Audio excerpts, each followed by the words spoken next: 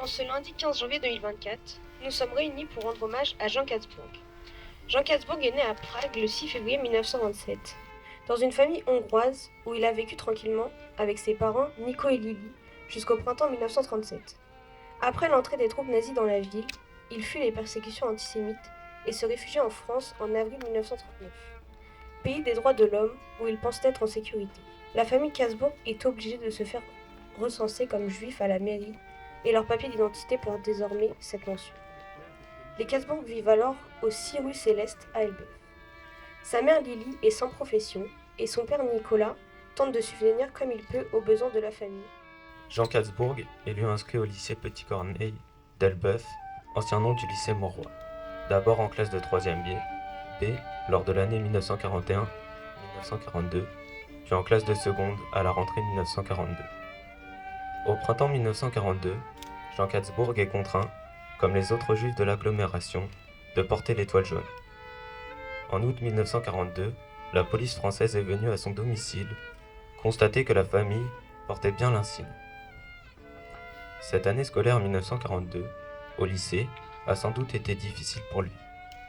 Probablement victime de moqueries, d'insultes antisémites, de discrimination, de solitude. Parmi ses camarades, certains lui ont peut-être manifesté leur solidarité, mais combien étaient-ils ?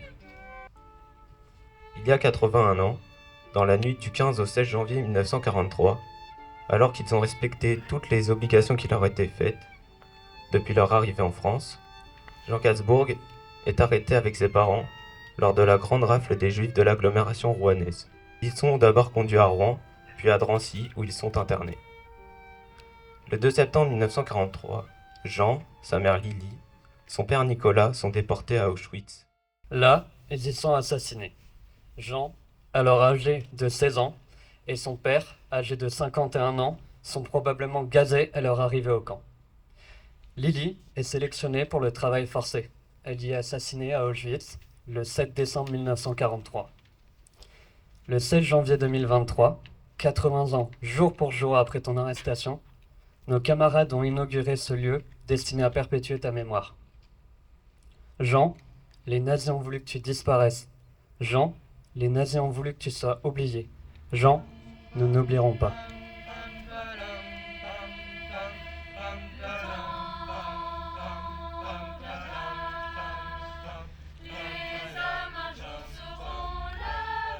Victime du racisme et de la haine antisémite qui s'était diffusée en France bien avant la Seconde Guerre mondiale.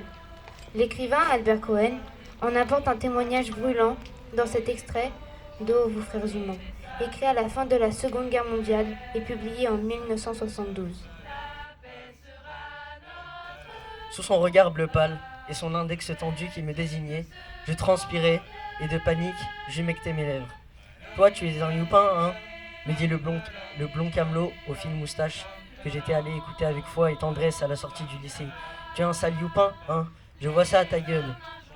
Tu manges pas du cochon, hein, vu que les cochons se mangent pas entre eux. Tu es avare, hein. Je vois ça à ta gueule. Tu bouffes les louis d'or, hein. Tu es mieux ça que les bonbons, hein. Tu es encore un français à la manque, hein. Je vois ça à ta gueule. Tu es un sale juif, hein. Un sale juif, hein. Ton père est de la finance internationale, hein.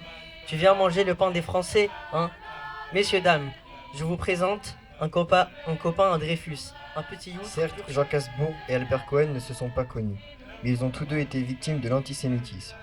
Pour Albert Cohen, ce fut un traumatisme ouvert dans l'enfance, plaie béante, jamais refermée qui marquera sa vie d'homme et d'écrivain. Pour Jean Katzbourg, ce fut la mort comme pour tant d'autres innocents, ses frères humains, avec qui il partagea son dernier souffle. Bien sûr, le camelot n'a fait que donner de la honte à un petit enfant. Il l'a seulement renseigné sur sa qualité d'infâme.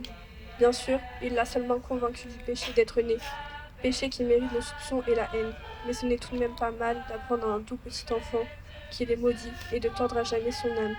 Bien sûr, on a fait mieux depuis, mais ce qui m'advint en ce 10e anniversaire de ma venue sur Terre, cette haine pour la première fois rencontrée, cette haine imbécile fut l'annonce des chambres de gaz et froid, le présage et le commencement des chambres à gaz, de longues chambres de ciment, où deux des miens, mon oncle et son fils, ont suffoqué et sont morts, se tenant par la main, la nudité du fils s'abattant sur la nudité du père qui l'avait ému.